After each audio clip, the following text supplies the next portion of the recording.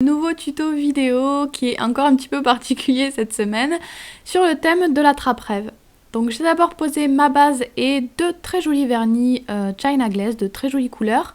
J'ai ensuite pris un post-it que j'ai recouvert de scotch tout simplement pour pas que le papier boive trop le vernis. Donc je mets du vernis blanc comme vous pouvez le voir et je vais venir ajouter juste une petite goutte de dissolvant à ce vernis là et je vais ensuite venir mélanger avec un dotting ou peu importe, avec n'importe quoi, un cure-dent, ce que vous voulez, tout simplement pour diluer un petit peu mon vernis blanc, qu'il soit un peu moins opaque. Je vais ensuite prendre un vieux pinceau auquel je ne tiens pas et je viens ajouter un petit peu de ce mélange là sur mon ongle. Donc vraiment c'est rien de précis, vous faites plein de petits gribouillis, vous vous amusez, c'est vraiment très facile et très rapide à faire, c'est assez rigolo je trouve, et ça va vous donner un effet un petit peu de brume nuageux ou marbré selon la façon dont vous le faites. Ensuite je vais utiliser la peinture acrylique pour mon motif et je vais aussi utiliser un petit dotting à la fin et un pinceau de détail. Donc je commence avec ce pinceau là et de la peinture acrylique blanche à commencer mon motif. Donc je vais faire comme une petite fleur qui va représenter en fait le centre du tissage de mon attrape-rêve. Vous le positionnez où vous voulez. Moi pour cet angle là je l'ai fait au coin, mais je le fais pas tout le temps au coin. Selon les ongles je l'ai positionné à différents endroits. Et ensuite je fais des petits triangles comme vous le voyez. Donc à chaque fois je le fais débuter de la pointe du pétale ou du triangle précédemment tracé. À chaque fois je démarre de la pointe de ce que j'ai fait juste avant. Je sais pas si c'est assez explicite ce que je vous dis. Donc vous allez voir ensuite que les triangles vont s'agrandir petit à petit automatiquement, ça se fait tout seul. Donc vous continuez comme ça sur tout l'ongle jusqu'à ce que votre ongle soit rempli. Je vous ai aussi mis le petit motif à côté pour que vous puissiez voir à quoi ressemble le motif dans son intégralité. Ensuite, une fois que j'ai fait ma base, mon motif de base, je vais venir ajouter un petit peu de noir pour que mon motif ressorte quand même un petit peu plus. Je mets pas du noir partout, je le mets juste sur un côté, un petit peu comme une ombre en fait.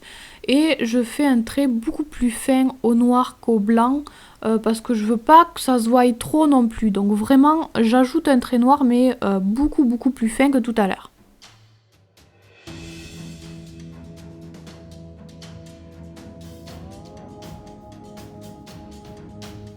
Ensuite, je vais ajouter mon motif par-dessus. Donc sur cet angle-là, j'ai ajouté une inscription, mais je l'ai juste fait sur un angle. C'est vraiment pas obligatoire. Si vous ne voulez pas que ce soit trop chargé, bien sûr, ne le mettez pas. Donc voilà, moi j'ai mis une petite inscription, rien de très original, j'ai écrit Dream. Donc voilà, j'écris ça assez simplement à la peinture acrylique noire. Et une fois que j'aurai terminé ça, je vais dessiner une plume. C'est un motif que vous m'avez beaucoup demandé de vous montrer. Donc ici, je vais vous montrer vraiment le motif le plus simple, le plus basique pour la plume. Puisque voilà, c'est une plume assez rapide à faire et en une couleur surtout.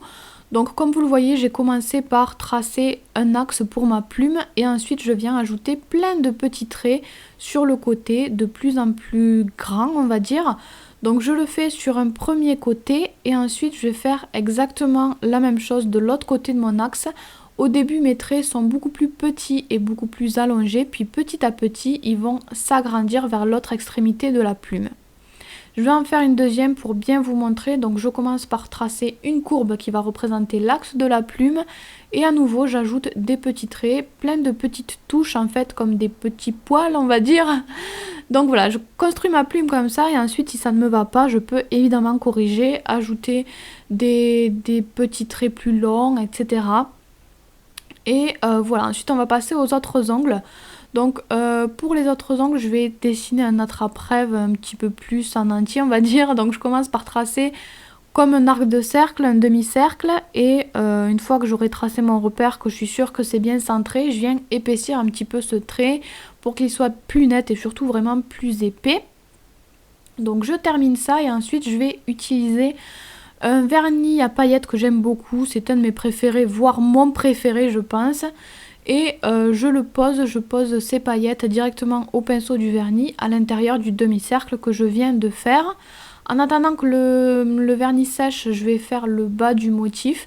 Donc je commence par faire un trait qui descend de mon demi-cercle et au bout de ce petit trait, de cette petite ficelle, je vais ajouter une petite plume. Donc c'est un motif vraiment très simple. Et je vais faire la même chose juste à côté, mais mon trait va être beaucoup plus court puisque je veux que mes deux plumes qui sont sur le côté ne descendent pas autant que la plume centrale. Donc encore une fois, évidemment, je fais une troisième fois la même chose, mais cette fois c'est vraiment exactement la même chose que la plume précédente. Comme vous le voyez, c'est vraiment une plume beaucoup plus simple, c'est beaucoup plus simpliste ce motif-là. Pareil pour le tissage de mon attrape-rêve, j'ai fait quelque chose de beaucoup plus simple. J'ai pas fait le même tissage que pour les autres ongles. Vous pouvez évidemment utiliser la même technique que tout à l'heure, mais comme je voulais quelque chose de plus simple qui soit accessible aux débutantes pour cet ongle-là, j'ai vraiment fait au feeling. J'ai rien fait de précis en fait, c'est pas un motif particulier. Je croise des traits comme ça au feeling, comme j'en ai envie. Donc c'est vraiment assez simple à faire. Et ensuite je vais prendre une couleur, donc moi j'ai pris une couleur qui rappelle quand même un petit peu les ongles que j'avais fait en vert. Et je vais remplir avec cette couleur là l'intérieur des petites plumes. Je vais ensuite prendre du jaune avec mon dotting et j'ajoute des petits points sur les ficelles qui vont représenter les petites perles de mon attrape-rêve. Donc j'ai pris une couleur qui pète un petit peu quand même. Et ensuite je reprends la peinture acrylique noire et je viens rajouter des petits motifs à l'intérieur des plumes. Donc ça va être la même chose que quand je fais les nervures des feuilles. Mais voilà, vous n'êtes pas obligé de le faire, ça. Je trouve que c'est très sympa aussi sans. Donc si vous ne maîtrisez pas les traits fins, vraiment c'est pas forcément la peine de le faire. Ensuite je vais poser mon top coat. Donc sur les ongles en vert j'ai posé du top coat mat. Et sur les ongles en violet j'ai posé du top coat brillant. Mais vraiment à vous de choisir, à vous d'adapter ce nail art selon vos goûts et votre niveau. Et voilà, j'espère que ça vous a plu et je vous fais plein de bisous. Vous pouvez vous abonner à ma chaîne, me suivre sur mon blog ou les réseaux sociaux, les liens. Salut tout le monde, aujourd'hui je vous retrouve pour un nouveau tuto nail art avec des fleurs au one stroke comme vous pouvez le voir. J'en ai fait pas mal ces derniers temps des fleurs au one stroke, donc en voici un aujourd'hui que j'ai fait sur base de vernis permanent, mais vous pouvez le faire comme d'habitude sur un vernis classique, ce sera exactement les mêmes étapes.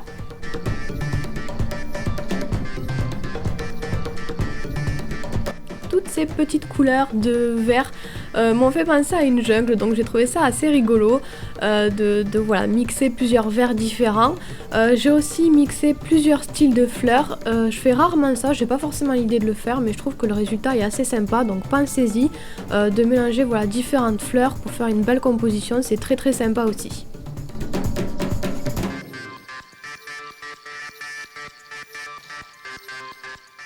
Donc comme je vous l'ai dit, j'ai travaillé sur du vernis permanent, donc la plupart des produits de cette vidéo viennent du site BNA.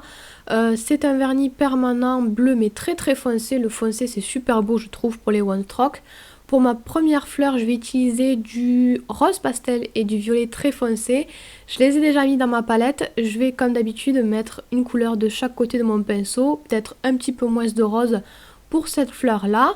Et je vais mélanger les couleurs pour avoir un joli dégradé de couleurs. Vous le savez, moi j'aime bien le faire sur ma main parce que je trouve ça plus facile à faire, on sent bien ce qu'on fait. Et ensuite je vais commencer ma fleur. Donc moi, vu que je travaille sur vernis permanent, j'ai dégraissé avant un petit peu mon ongle pour pas avoir la couche collante. Et je trace directement ma fleur.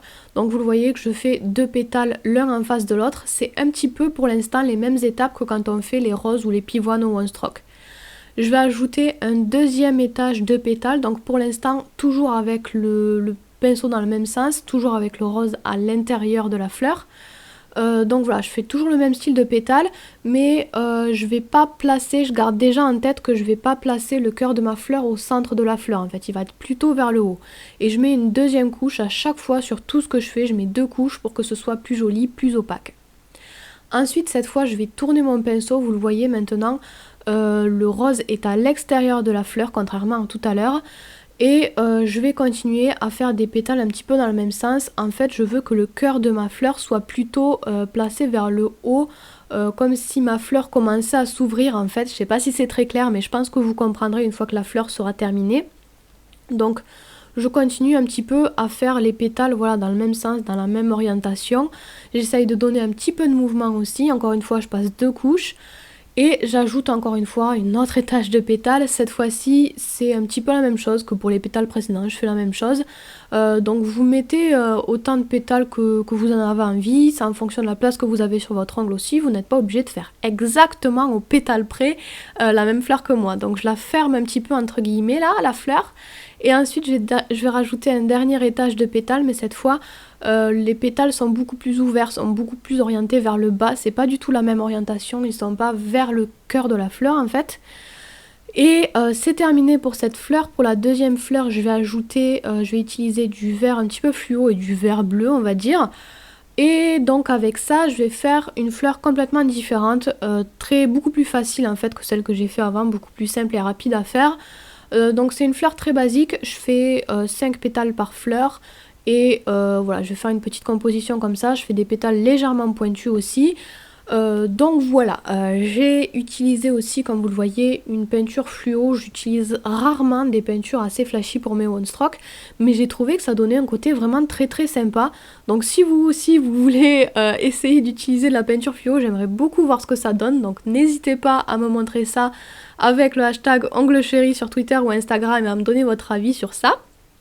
Et ensuite j'ai utilisé d'autres couleurs de peinture acrylique, un pinceau de détail et un dotting pour ajouter quelques détails à ma fleur. Donc j'ai mélangé quelques couleurs pour avoir un vert plus clair que tout à l'heure et pour venir faire les contours de mes fleurs. J'aime beaucoup faire ça maintenant, je le fais maintenant, si vous suivez mes vidéos, vous savez que je le fais maintenant quasiment tout le temps sur mes one stroke parce que je trouve vraiment que ça ajoute de la profondeur. Donc je viens faire la même chose sur ma grosse fleur mais avec de la peinture acrylique blanche cette fois-ci. Vous pouvez utiliser du rose comme tout à l'heure ou du blanc pour que ça éclaircisse encore un petit peu plus votre fleur. Je trouve que c'est vraiment très très sympa de faire les contours parce que vraiment, comme je vous l'ai dit, ça ajoute de la profondeur je trouve. Donc vous n'êtes pas obligé de le faire. J'en profite aussi pour allonger certains traits, pour faire quelque chose d'un petit peu plus fin, d'un petit peu plus élégant, d'arranger voilà, ce qui ne me plaît pas. Et voilà, je fais tous les contours comme ça.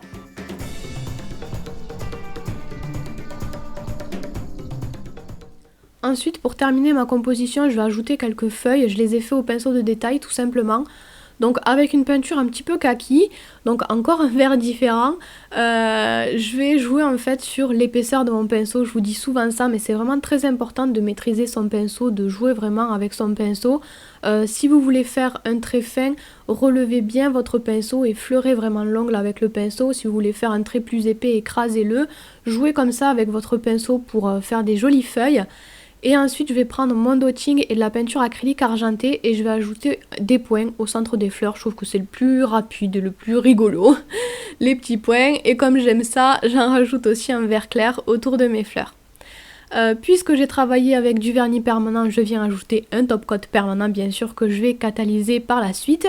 Mais si vous utilisez un vernis classique, utilisez votre top coat habituel, bien sûr, faites comme d'habitude. Donc voilà pour ce nail art, j'espère qu'il vous a plu, je vous fais plein de bisous et puis je vous retrouve très vite pour une prochaine vidéo. Vous pouvez vous abonner à ma chaîne, me suivre sur mon blog ou les réseaux sociaux, les liens sont en barre d'infos. Vous pouvez aussi cliquer sur l'image si vous avez envie d'en voir. J'ai essayé de mélanger fleurs et galaxies dans un one stroke. Donc pour commencer, j'ai posé ma base et un vernis violet foncé. Et ensuite, je vais commencer par le one stroke, donc je vais utiliser 2 couleurs de peinture acrylique et un pinceau pas trop gros. Donc comme d'habitude, je commence par mettre 2 couleurs sur mon pinceau, je vais peut-être mettre un tout petit peu moins de blanc que de violet. Et ensuite, je vais faire mon mélange sur ma main, sur ma peau. C'est vraiment très très important cette étape, je vous le répète à chaque fois, mais si votre peinture n'est pas bien préparée, votre one stroke sera raté forcément. Donc je vais commencer à tracer ma forme. Donc pour commencer, je fais des sortes de petits froufrous, des petits ponts, mais parfois je vais intercaler avec au contraire quelque chose de très pointu. J'arrête à ce moment-là l'arrondi et vraiment je fais une grosse pointe, puis je reprends le petit côté dentelle, froufrou, arrondi et à nouveau de temps en temps j'ajoute une petite pointe, j'allonge un petit peu tout ça pour mettre une pointe à l'intérieur de ma fleur. Donc je vais ensuite continuer sur ces mêmes mouvements, j'essaye vraiment de donner du mouvement et ensuite je vais rectifier certains endroits s'ils ne me plaisent pas. La première couche me sert vraiment à placer en fait ma forme surtout et ensuite c'est la deuxième couche que je vais là faire un petit peu plus attention à ce que je fais, un petit peu plus attention à mon dégradé, etc. Donc je vais repasser tout simplement sur ce que j'ai fait juste avant, j'essaye de bien repasser sur ce que j'ai fait. J'insiste pas trop sur les pointes je viendrai surtout les faire au pinceau de détail par la suite. Je vous remontre pas aussi tout au long de la vidéo que je refais mon dégradé, mais je le refais très régulièrement. Quand je vois que la peinture sèche ou quand le dégradé n'est plus assez beau, je reprépare ma peinture. C'est vraiment très important d'avoir un pinceau et une peinture bien préparée pour le one stroke. Je vais ensuite avec n'importe quel pinceau remplir l'intérieur de la fleur avec le même violet que celui que j'ai utilisé pour le one stroke. Puis je vais refaire un deuxième étage de one stroke à l'intérieur de ma fleur, donc un deuxième étage de pétales.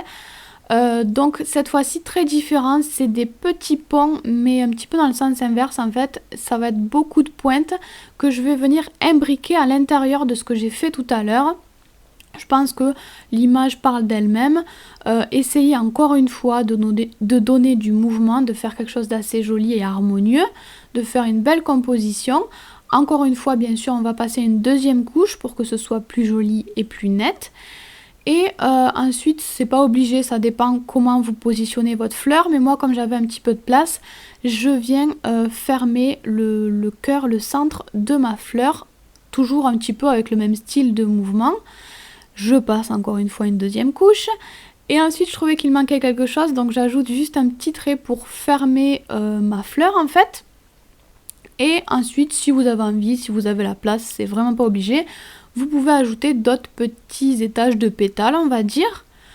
Et c'est terminé pour le one stroke. Je vais maintenant ajouter des détails à la peinture acrylique blanche, au pinceau et au dotting. Donc je commence par utiliser mon pinceau fin et la peinture acrylique blanche. Et je vais venir repasser par-dessus les contours. Donc j'ajoute juste un petit liseré blanc. Et c'est là que j'accentue les pointes que j'ai fait tout à l'heure au one stroke. C'est plus rapide et plus pratique de le faire au pinceau de détail. Donc vraiment n'hésitez pas à bien allonger tout ça, à faire quelque chose de beaucoup plus net, allongé, etc. Donc je termine tous mes contours et ensuite je vais venir travailler un petit peu le centre de ma fleur. Donc je vais toujours ajouter des petits traits pour allonger un petit peu les pointes que j'avais fait. En fait, je vais relier tout ça en fait. Je trouve que ça fait un centre assez sympa. Et de nouveau, je refais les petits contours que j'avais pas fait jusqu'à maintenant. Ça donne beaucoup plus de relief en fait, je trouve, de faire les contours. Donc je termine tout ça et ensuite je vais ajouter des petites feuilles. Donc j'écrase un petit peu mon pinceau puis je relâche pour partir en pointe. Encore une fois, j'allonge un petit peu tout ça pour rester dans le même esprit que la fleur. Et je vais faire une dernière feuille, aussi en donnant du mouvement, hein, toujours pareil. Donc là j'ai fait des feuilles pour rappeler le côté fleur et pour rappeler le côté galaxie, je vais aussi ajouter des petites étoiles juste à côté, là où j'ai de la place. Et je vais terminer avec mon dotting en ajoutant quelques petits points. Je termine comme toujours avec mon top coat pour que ma déco puisse bien tenir. Et c'est donc terminé, j'ai essayé de créer une fleur assez originale, donc j'espère que ça vous aura plu. Vous pouvez partager vos reproductions de ces nail art sur les réseaux sociaux. Et je voulais aussi vous partager une autre version de ce nail art que j'ai fait chez BNA, une version sur ongle plus court, une version plus simple, plus rapide, avec un pinceau plus gros aussi, donc pour vous montrer qu'on peut toujours adapter les nail art.